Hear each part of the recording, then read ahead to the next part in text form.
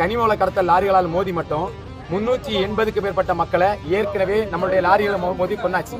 சாலைகளில் போகக்கூடியவங்களை இன்னைக்கு ஒரு குழந்தை கல்லூரிக்கு கொண்டு கொடுக்கறதுக்காக தங்களோட தந்தை கூட்டிட்டு போறாரு. அங்கேருந்து ஹெட்செட் வச்சு பாட்டு கேட்டு இருந்த ஒருத்தன் இந்த நின்றுட்டு கூடிய கனிமவள கடத்தல் லாரிகளால அந்த இருசக்கர வாகனத்து மேல மோதி டயரை அந்த குழந்தை மேல ஏற்றி இறக்கி மூளை செதறி அந்த குழந்தை இந்த இடத்துல இறந்தது. பார்க்கறதுக்கு யாரால சகிக்க முடியாது. அப்படிப்பட்ட ஒரு கோர காட்சி இது தினம் நடந்துட்டு இருக்குங்க.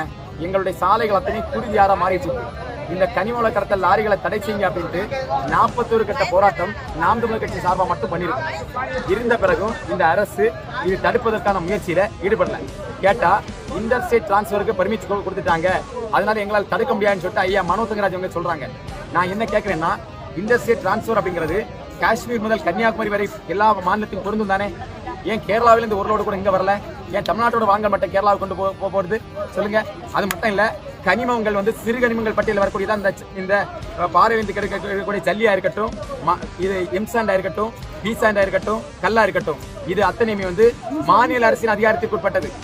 அப்போ அது எப்படி ஒன்றிய அரசுக்கு சம்பந்தப்பட்டது கிடையாது. ஆனா இந்த மாநில அரசு தான் இதை தொடர்ச்சியா வந்து கனிமவள கடத்தல அனுமதிக்கிறது. இதை எதிர்த்து பலகட்ட போராட்டங்கள் பண்ண பிறகும் இந்த அரசை தடை செய்யல. இதுதான் இறுதி படுகொலையா இருக்கணும். இந்த கனிமவள கடத்தல் லாரி மோதி இறக்கக்கூடிய இறுதி படுகொலையா இருக்கணும்.